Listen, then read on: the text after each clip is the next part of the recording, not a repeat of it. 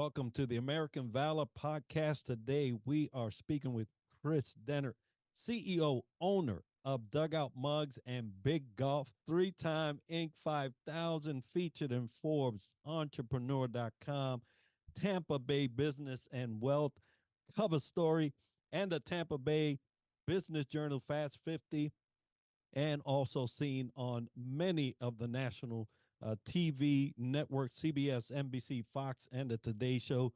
Chris, it's so good to have you on the show, brother. Man, I'm glad to be here, man. Anytime I can support military first responders, I'm in it. Outstanding. And I know that you guys have done so much in the baseball arena, also serving, as you can see on the side there, if you're visually looking at the mugs that are in support of our servicemen and women around the world. So it's so good to have you. And at the Bob Feller Act of Valor Foundation, we strive to educate, support, and recognize by instilling the timeless values of service, sacrifice, citizenship, and legacy. And I want to focus on those four today, Chris. And I'll start off by giving you an opportunity to just talk a little bit about yourself before we get into that. The reality of it is hindsight looking back, you kind of like born as an entrepreneur, and I've had a number of different businesses along the way, several successes, several failures, but I think that's when you learn, right? I've been in numerous different industries. The restaurant industry, I was in apparel. I touched in on different spaces, but I really found a home with e-commerce and products and delivering quality, unique products to the market. And back in 2016, I met a guy who came up with a pretty cool idea, and he and I got together and we co-launched a company called Dugout Mugs. And since he's now moved on from the idea in the company and checked that box as a win for him, and but now I own it in its entirety, and it's really cool. We just turned baseball bats into beer mugs. It's that simple. But now we've diversified. We made bottle openers and shot glasses out of bat handles and doing some fun stuff like that. But what I found is that when I launch products and businesses and ventures that are in alignment with who I am, what I like, who I want to surround myself with, they tend to be more successful. So I have a company, like you mentioned, Big Golf. We do golf balls. I have cigars. I have my own cigar line called the Big Stick. So I get to do beer, baseball, golf, cigars. I can align myself with military, first responders. We have a Cheers to Charity program where we raise money. I've worked with Folds of Honor. I've worked with Major Ed Foundation, John Daly, Homers for Heroes, several of the baseball players, current active players and past players, do amazing things in and around homeless veterans and just in general. And it allows me to be in alignment with who I like, what I like, and just build a lifestyle brand out of it. And that's what we've done with Big Golf and Dugout Mugs. Well, it seems like service is at the core of most Sure. of that you do. And so, talking about service as one of the pillars, your company's product is closely associated with Major League Baseball. But beyond just business, how does your company prioritize service to the baseball community? Well, right in our mission statement, we celebrate and serve the heroes of the baseball community by creating uniquely fun gifts that bring people closer to the game they love. That's our mission statement. And the vision is to do that.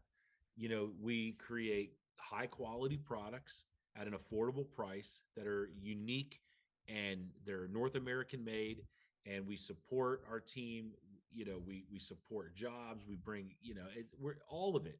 I think a life without service isn't really very well lived personally. So to focus on service, if you look at any of our 50,000 five-star reviews that we have online, I would say the vast majority of those are based on our customer service. Just any business, things go wrong, but it's about serving our customers, giving them an experience that they want to share, giving them a product that gives them an experience that they want to share. That's how we serve people through our business, at least. Absolutely. And I have a mug myself right here for those of you viewing, or and if you look at their product page, we make sure to have out all of that as part of the show notes.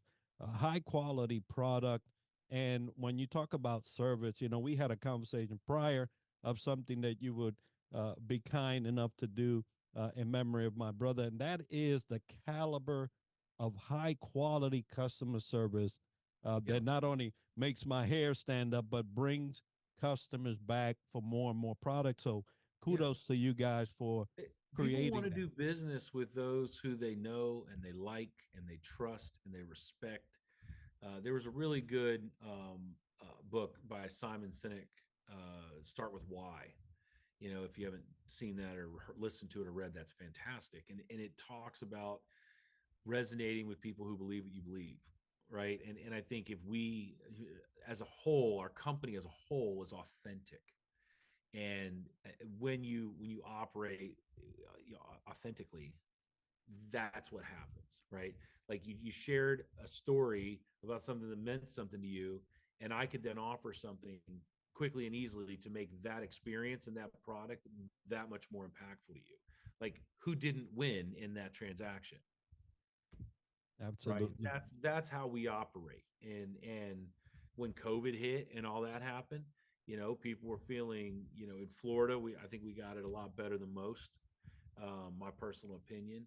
But people were feeling disconnected. They were feeling alone. They were feeling all this stuff. So we jumped in, and I called everybody I knew. I called Pudge. I called Pete Alonso, Wade Boggs, and Pete Rose. It's like, hey, can you burn an hour with me on a video chat, and let's just talk to a bunch of people, right? Like, they needed, you try to meet people where they are.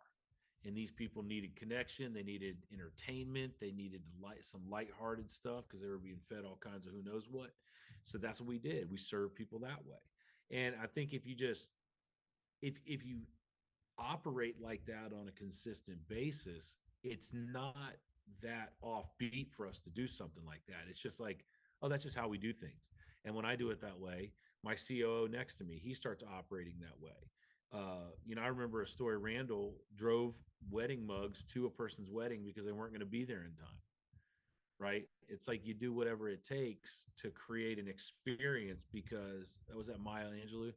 They'll forget what you said and what you did, but they'll never forget how you made them feel, or something along those lines. Yep. And that's Yep. true.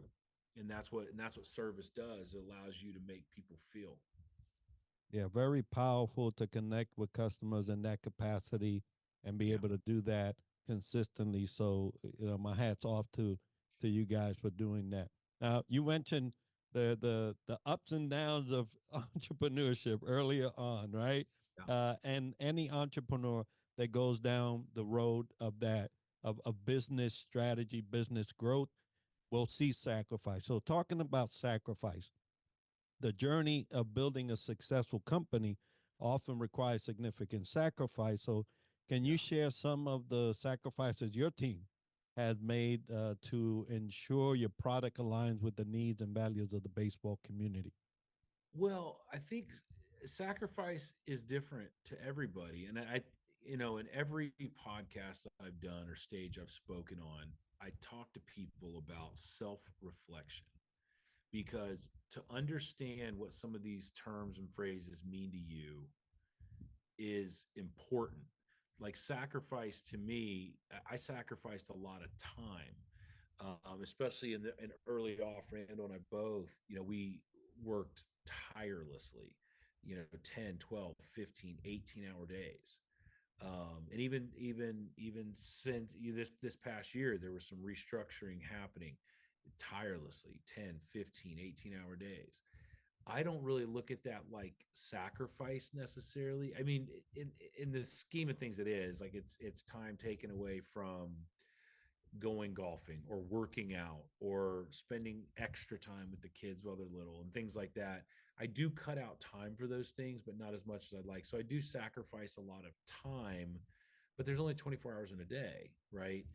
Um, so in its infancy and building things. Sometimes you have to sacrifice. There's a saying I love. It's like, do you want to be right or do you want to be rich? And what that means to me is basically, it's like, do you really want to waste time fighting over who's right? Whether you're right or wrong doesn't matter if your goal is to get wealthy enough to impact everything else that you're doing, right? So sometimes you have to sacrifice pride. And I think that's something most people are poor at. They do a terrible job of sacrificing their pride, biting their tongue, shutting up, getting out of their own way. Um, but that is a sacrifice. That's something that you got to grow into, and it doesn't just come naturally. People, pride is a big thing. So especially an entrepreneur, um, I think there's a model out there called "fake it till you make it." You've heard of it, right?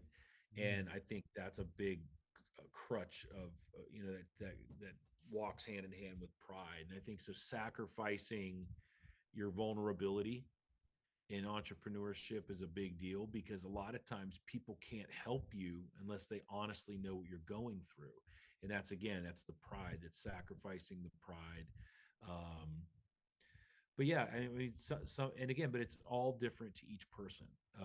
Some people may not have a wife and kids, so they're in that season of grind, like, and they can do 20 hours a day, sleep for 4, take a nap in the middle, right? Like that kind of thing. So it's different for each person.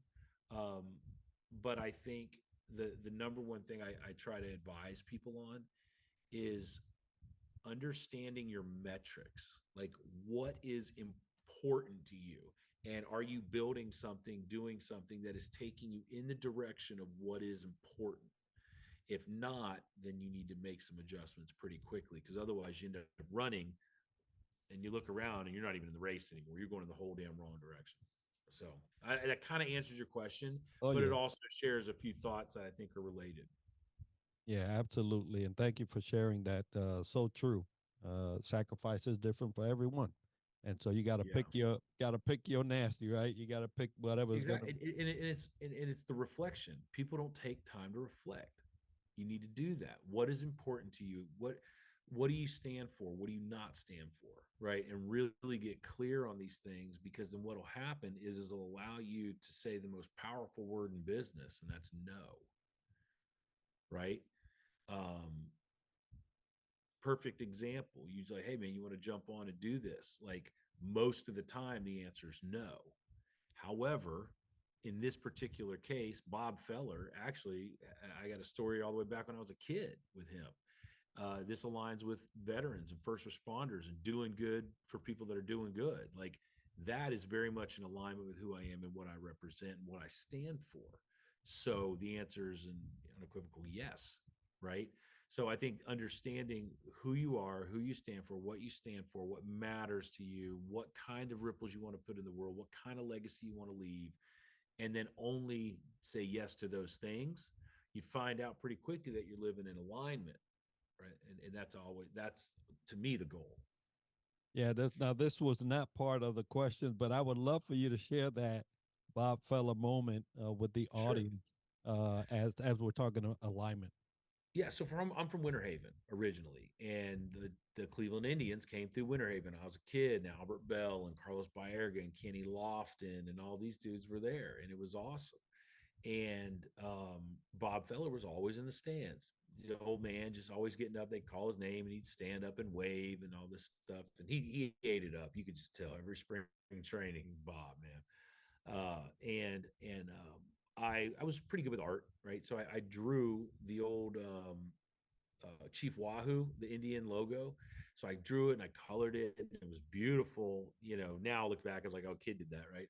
But for me, it was pretty cool. And Bob, I went up to him in the stands, and he signed it for me. And he's passed now, but like, I remember this, and I found it, and I found it, like, I don't know, maybe 6 months ago. And I should have tried to find it before this call, but it was pretty cool. So I saved it. It was on this old piece of notebook paper that's, God, at this point, 35 years old. And Bob had signed it for me. So he was always a good dude. And him and Jim Tomei as well. I'll throw Jim out there. Jim's an incredible individual. but yeah, there's some baseball goes all the way back to where I was a kid. I was born in a spring training town.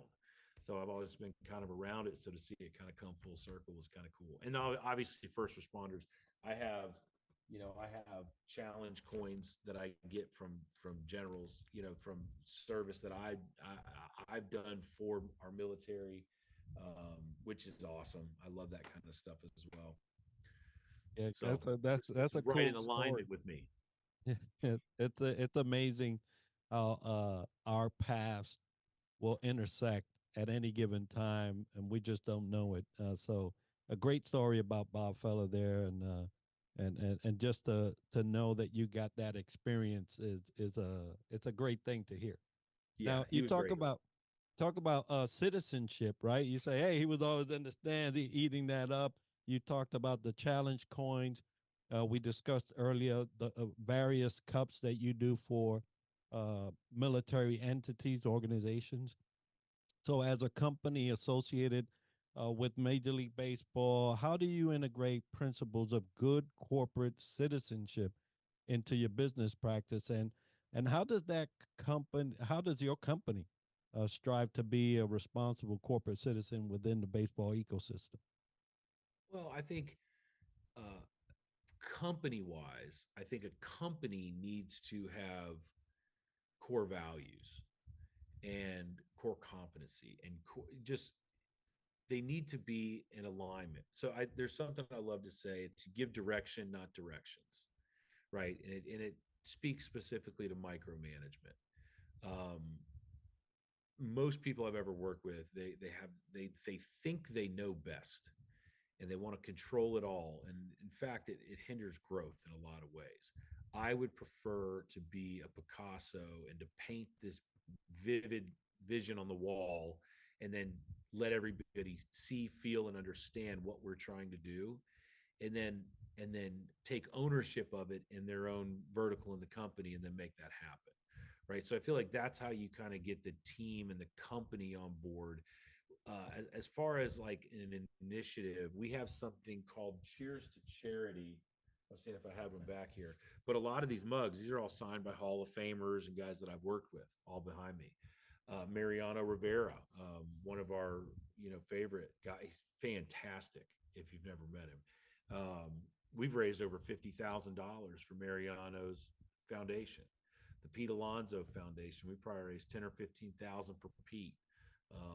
Pudge, Wade, so we do Cheers to Charity, and it's our way. So what we do is we take a mug and then we co-brand it with like their charity, the Ozzie Smith Foundation, um, and then we do a push because we have over 1 million customers with Dugout mugs, so we push it out there, and then we take half of the proceeds of that mug and give it back to the foundation, which is a great, cool way to like let everybody win. We're putting mugs into the market. We're raising money for a good cause. In fact, we've raised well over $100,000 for charities since we started. Which again, it's part of what we stand for, right? We want people to know that we stand with inner city kids that can't afford to play ball. We've donated to orphanages in the Dominican Republic. We sent them brand new gloves from Rawlings, balls, bat mugs, bats, the whole nine, because they can't afford that stuff. They can barely afford to eat, at some of these groups. So it just depends. There's a great group out of Texas, Jays, Just Amazing Youth Sports, and a guy, Jay, started it, but it's all these kids that have mental or physical disabilities that can't play the game, but they love the game.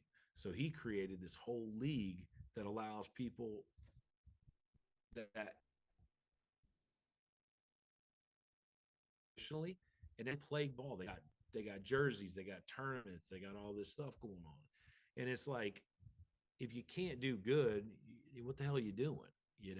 And that allows us, the Cheers to Charity program allows us to collaborate with these good people that either need more eyeballs, and I got a ton of eyeballs, or they need a little more cash. A couple $1,000 goes a long way to some of these folks. So yeah, that's kind of how we stay tied into the romance of the game, I guess you will, Yeah, and the that's citizenship of the that's game. amazing. To to have these different partnerships and support of different organizations, it's just a testament of what you guys' core values are and that you're living it. And so, talking about living it, talk and the pillar of legacy. In the world of baseball, legacy is paramount.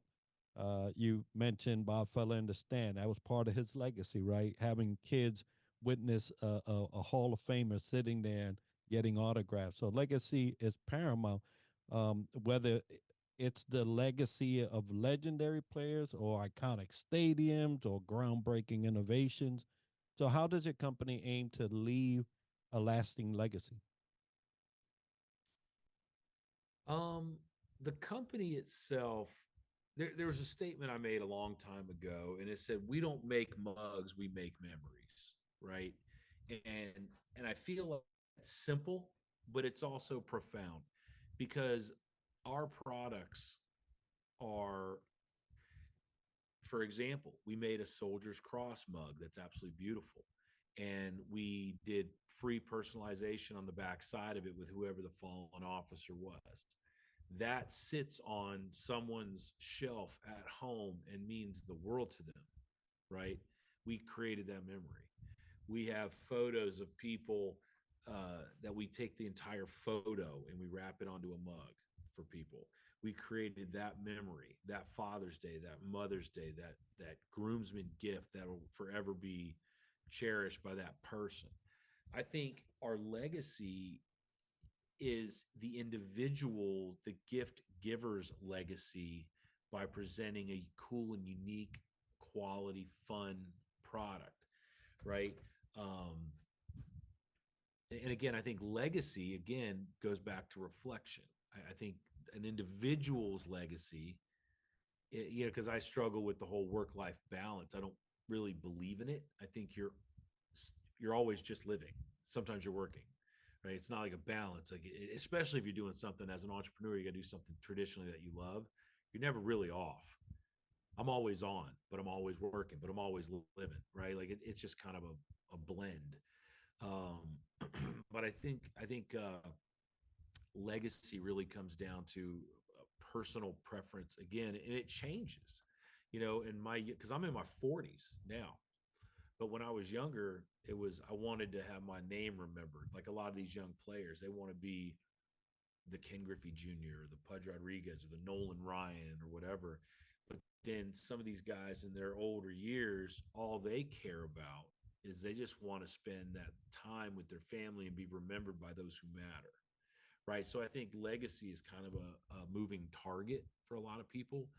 Um, but if and that was worth mentioning, right? But I think from a company standpoint, the legacy is just cool, fun, quality product, right? But I think that the really is that first part I mentioned, and that's the legacy of the feeling that was created by the gifting of our product. We were just the facilitator of that. Yeah, that's gonna be a powerful thing. You can't take away impact to somebody's heart, right? It's just Yeah. it is one of those things that will continue to go even in stories, right? They'll tell the story Yeah. about the time they got the dugout mug and so on and so forth, and that's really what allows you to live on. We want to be remembered as being cool. I was literally last night.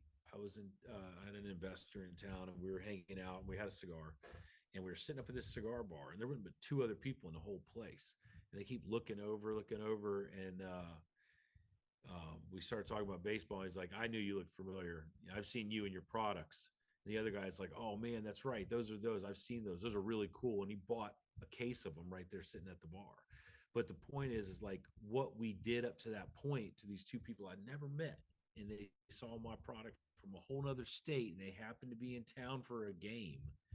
You know, that's what we're creating. We're creating something that is fun and memorable, and then yeah, I mean, yeah, I think that's it. And it's we're creating a fun, memorable, experience in and around the game of baseball that's not existed to this point.